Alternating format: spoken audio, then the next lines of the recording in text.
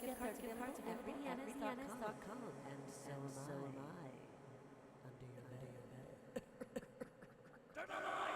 Turn on the light! Turn on the light!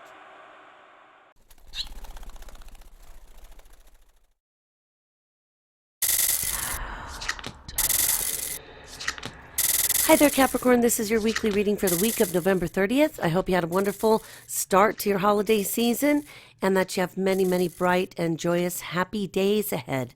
We're coming off of the Uranus-Pluto square where it was within a degree of exact and, of course, will be dissipated enough or separate enough by the end of December to not be so disruptive. But just know if you were working with some energy patterns that seem to be contradictory, disruptive, just problematic, that's Uranus squaring Pluto, and that's just been an ongoing kind of energy that is almost out the door. And of course, it ushers in some new energies that we're going to be working with in 2016. On Sunday, we're coming off of the Sun in Sagittarius squaring Neptune in Pisces, and the Sun in Sagittarius squaring Saturn in Sagittarius. So Sagittarius being your solar 12th house is a little easier for you because you can make more use of this in terms of your past patterns, your past life patterns, also with your fears and other hidden types of character traits of yours, and also be able to make sense with those ideas and thoughts and fears that are kind of the reason why we stay stuck at times.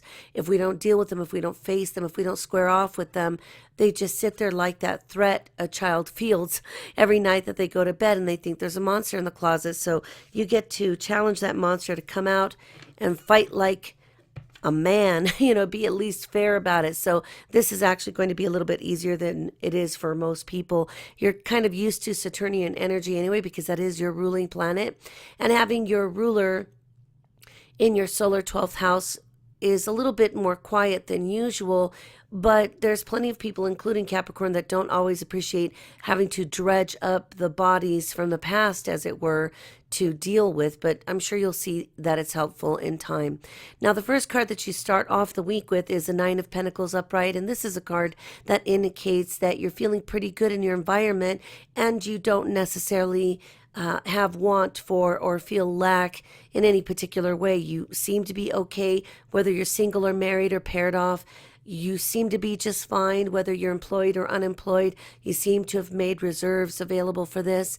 And of course, you seem to be at peace just in your own environment. That always is a really great sign, always very healthy for any of us to get the Nine of Pentacles upright. On Tuesday, the card that we've drawn is the Six of Swords in reverse. And you've heard me call this the frying pan out of the fire kind of energy, in that it seems that we go from one problem to another. I don't necessarily think that's going to be the exact issue. I believe that this is going to be more about you having to face and square off with your hidden fears, motivations, any of these situations or experiences that become a part of that house of self-undoing, that in the end, you know how the saying is, there's nothing to fear but fear itself, similar to that idea. Now, on Tuesday, the sky is relatively active. Mercury in Sagittarius will trine Uranus in Aries. So again, we've got your 12th house being available, as it were, in terms of energy and force to deal with or square off with these issues that seem to be, it's almost like you spin a magic wheel like on a game show and it lands on the fourth house. So it's almost as if this is the area that you're going to focus in with on Tuesday and figure out, how do I get myself feeling more stable? What parts of the dynamic really need to be blended, because we're calling it blended, we're calling it good, but it really isn't. So trine energy is very helpful because it gives you almost a universal angelic helping hand to solving these problems. So I would just, even if the Six of Swords means that you are returning to a situation or facing a certain problem or person again, to just get it handled no matter what it is. Work right through it. Do what Capricorn is famous for doing, and powering right through it and wiping your brow and rolling up your sleeves as you need to as you go along. Mercury in Sagittarius squaring Chiron in Pisces, Pisces being your solar third house, is again talking about this communication that needs to be had. It could be that, again, it's an uncomfortable kind of facing off with something that you need to say, but it also is the only way that you're going to get healing at the same time. So, what do I mean by healing? You may have had a miscommunication or a rift that's ongoing or still open with somebody in particular, and you finally come to the understanding that no matter what you say, you're not going to change this person's mind. No matter what they say, it's not going to change your mind. That's all well and good as long as you accept the fact that if this is what you're going to leave it at, if this is where you close the door on this area of your life, and especially when we get into our astrological new year, when the sun moves into Aries, that's fine, but remember that you probably won't be able to return to that same topic in case you change your mind. And, let's use the example of having a falling out with a family member. Those are always awkward because at some point you'll have to acknowledge them, or they'll have to acknowledge you, or not acknowledging each other becomes the acknowledgement that everybody else notices. You get my drift there. Mercury and Sagittarius will sextile Apollo and Libra, Libra being your solar 10th house. And so here there's some issue of needing to take the lead, take the initiative, be a pioneer even in some area as it refers to your or relates to your job, your career, your status in the community. And maybe it's something of just proving that you're not what people have said about you. I like to think that, we get ahead and we move along more smoothly when we don't really care what people say about us. I know that it's easier said than done, but if I've been able to do it and let it roll off my back, I guarantee you, you'd be better at it than I am, because I'm supposed to be able to hold a grudge better and longer and more than you can. So, you can do this. If it isn't really that important, then don't bother with it. If you do need to clear your name because it compromises you in some way, then you go for that. But take the lead and the initiative in it. Sun in Sagittarius, sextile Ceres in Aquarius, and Aquarius is your solar second house of possessions, material goods, the things that you buy with your money, your house, your clothes, your furniture, everything that's in your cutlery drawer, that kind of thing. There's a power struggle here about something related to income. I don't know if you have siblings, but you can imagine that sometimes if there is a decedent, that people start arguing about what was or wasn't listed in a will, or maybe this person has passed of Alzheimer's and made things difficult in terms of during the time that they were alert and awake with the Alzheimer's present, that some changes were made, and we know that that person wasn't in their right mind when they were doing these things, and we could have a power struggle with somebody in our lives because of it. So on Wednesday we've got the Six of Wands here, and this is really great because obviously it's a victory card, and even if it seems like a small victory, you've earned it, and it's worth noting because it lets us know how far you've come, and you're able to say, hey, look, you know what? I may not have been able to solve the war, but this battle is under control, and we're going to regroup and, handle the next problem when it gets there. Mercury in Sagittarius opposes Psyche and Gemini, Gemini being your solar sixth house of work and daily activities and routines and health and your wellness, your service to others, your interaction with people on a daily basis. And so this is the kind of energy that would get me to believe that you have bridged a gap here, transformed a relationship or a situation, or even if you've had to put that relationship or situation or interaction into cold storage and lose the key to the storage locker, that's fine too, because that might be the only way that you're able to deal with it or make sense of it. You might have realized, hey, there's no fixing this here. It's a sinking ship, and I'm not expending the energy to try to save something that's going down anyway.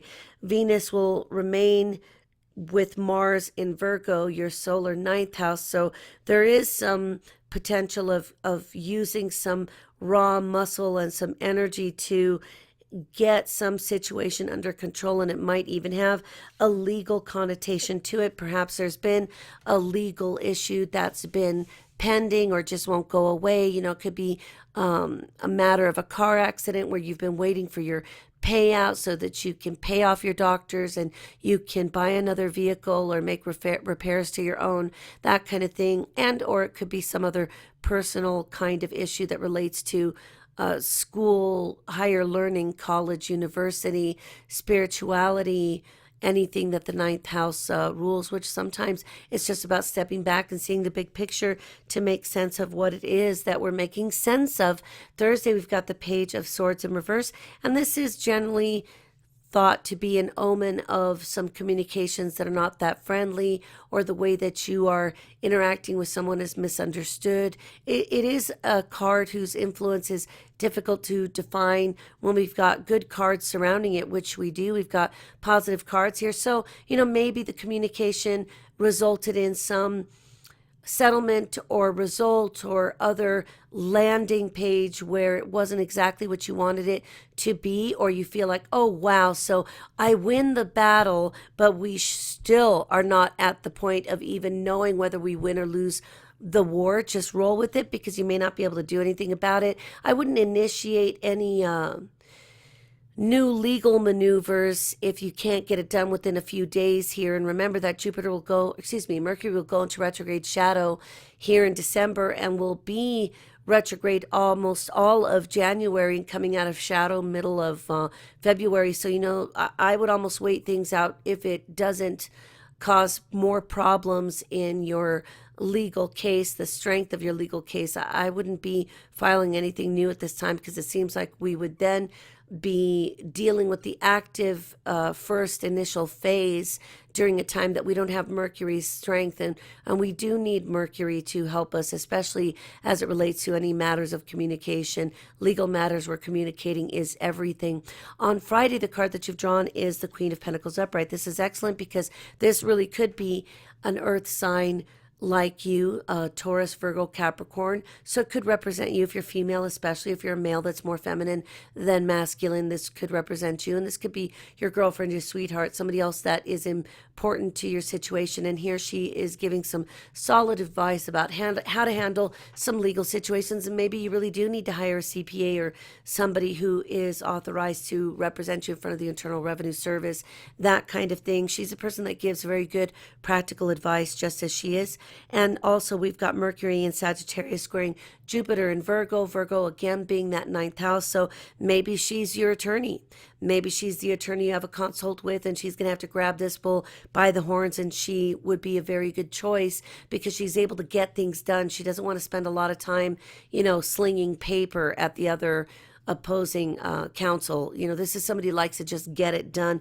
Venus will enter Scorpio, which is your solar 11th house. So this could even be a friend of yours that is here to help you make sense of these complex processes, or really just give you some peace of mind on how to get yourself comfortable with whatever it is that needs to be done. Saturday, we've got the Eight of Wands upright, which gives me the idea that things are moving along quickly for you. Seems like as soon as this woman enters the picture, this potential earth sign woman, that things start to move ahead very quickly. And that's always a great sign, right? Especially if it does relate to legal issues or areas, points of contention, misunderstandings. We need these things to be cleared up as soon as possible. And sometimes it's like being on the Jerry Springer show, right? You bring these people on, they seem like they're going to be fine. As soon as the next person is brought on, everybody goes batshit crazy, decking each other in the face, ripping off clothes and throwing chairs. So it's better to try to get these things underway while the time is right, while the iron is hot. And remember, initiating brand new actions, you need to really be careful with those dates where Mercury goes retrograde. And we all know that Mercury spends a lot of time retrograde every year, but of course that means that, just like a farmer uses his almanac, you're trying to use the almanac to time what you're going to do if it's at all possible. Sunday, we have the Empress upright, and this is a person who is coming across very much as a mother figure, a mother as abundant. This could be somebody's wife who's expectant, or somebody who already has children. This could be a person in your life, and whether she's a romantic partner, a best friend, a relative, a cousin, a sister, it doesn't really matter. It's just a very good sign that there is some abundance and good fortune coming to you, and I'm sure you'll be glad to hear this. But let's talk about the astrology. This is just a complex week, but it will be the most difficult one here until we get to that new moon on the 11th. This is just what we're dealing with. So the sun in Sagittarius is going to sextile Mars in Libra. Again, Libra being your solar 10th house, giving us the idea that there's an opportunity opportunity to grab as it relates to your job or your career or your hobby or your reputation. And remember, even if you say, Rita, I'm a senior citizen times 10 and I'm not working anymore, I haven't for the last decade, it doesn't matter, because this is really about your position, your authority, and about your fame and reputation in the world as well. So you are somehow maneuvering the same as other people that have careers and stuff still, because they're very young. And it could be that you're watching over a family member, helping them navigate all of the same. The sun in Sagittarius will semi-sextile Pluto and Capricorn, Capricorn being, of course, your solar first house. So we've got some energy coming in from Sagittarius in your 12th house and causing a little bit of an issue there in terms of almost where is the beginning and where's the end of this? When is it the past and laid to rest?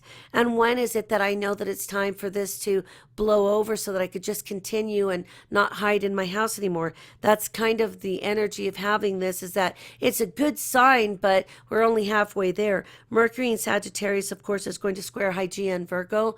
Virgo, again, being your solar ninth house.